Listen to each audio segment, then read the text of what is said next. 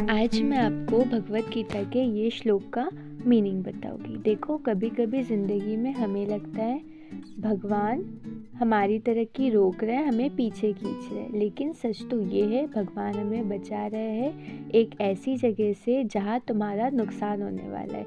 जैसे एक माँ अपने बच्चे का हाथ पकड़कर सड़क पार करने से रोक देती है। बच्चा रोता है, नाराज़ होता है, लेकिन माँ जानती है कि अभी गाड़ी आ रही है। उस वक्त बच्चा समझ नहीं पाता, पर बाद में उसे एहसास होता है माँ ने उसे बचा लिया। वैसे ही भगवान भी हमारी ज़िंदगी में कुछ दरवाजे बंद करते हैं, क्योंकि वो जानते हैं कि आगे चलकर यह हमारे लिए एक बड़ा आशीर्वाद बनेगा। तो अगली बार जब कुछ आपके इच्छा के अनुसार ना हो तो चिंता मत करो, शायद भगवान आपको एक बड़े नुकसान से बचा रहे हैं और एक दिन आप ही पीछे मुड़कर उन्हें थैंक यू बोलोगे।